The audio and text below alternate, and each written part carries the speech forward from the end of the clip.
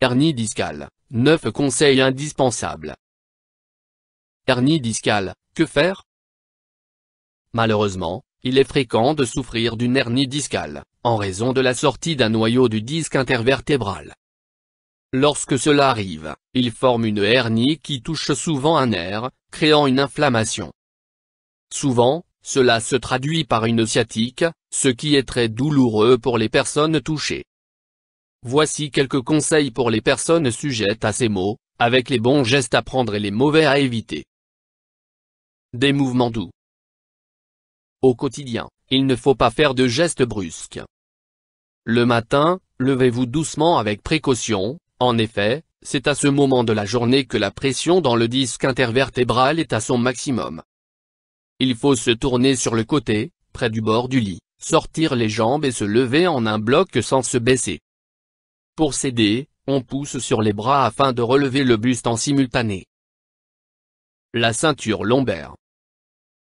Afin de soulager les douleurs, il est recommandé de porter une ceinture lombaire, qui a plusieurs avantages. Tout d'abord, elle empêche de prendre des mauvaises postures et ensuite, elle agit comme un antidouleur très appréciable. Cette ceinture n'a aucun effet néfaste sur la force musculaire du dos et des abdominaux, contrairement aux idées reçues. Porter des chaussures adaptées. Pour les déplacements, il est nécessaire d'adopter une marche amortie, qui limitera les effets sur le disque intervertébral, lequel est un amortisseur naturel.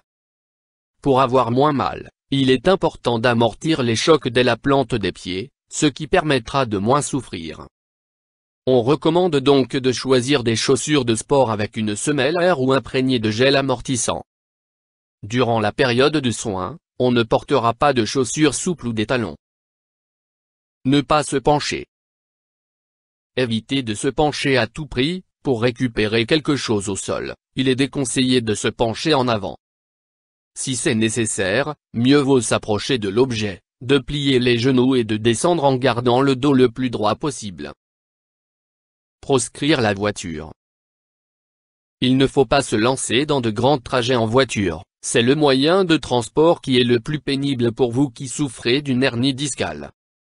En alternative, prenez l'avion, le train ou les transports publics. Ils permettent de se lever plus souvent et de marcher, pour garder le dos droit. Si ce n'est pas envisageable et que la voiture est nécessaire, il faut régler le siège afin qu'il soit le plus droit possible, pour éviter tout arrondissement. Durant le trajet, il est important de faire des pauses très régulièrement. Mettre le sport de côté. Évitez de pratiquer des sports qui génèrent des contacts, des chocs ou des torsions. La course à pied est donc à proscrire, de même que les jeux de balle et de ballon, comme le tennis ou le football. Ne pas rester immobile et allongé trop longtemps. Si possible, alternez les moments de repos allongés avec de la marche douce. Il ne faut pas se laisser aller à rester allongé durant des heures, car cela n'aura pas d'effet bénéfique sur la guérison. Évitez de s'asseoir sur un support mou. Il faut le plus possible éviter de vous asseoir sur un canapé ou dans un fauteuil mou. L'idéal, c'est une chaise avec station assise droite. Tout support arrondi ou mou risque de faire sortir la hernie, ainsi que les douleurs au moment où vous voudrez vous lever. Ce sont donc des assises à éviter à tout prix. Ne jamais porter de choses lourdes. Surtout, ne portez pas les affaires lourdes, qui risquent de créer une pression dans le disque intervertébral. La douleur sera très forte en raison du nerf comprimé par la hernie. C'est un geste à proscrire absolument pour éviter d'aggraver la douleur et de diminuer les chances de guérison. YouTube Dr. Alain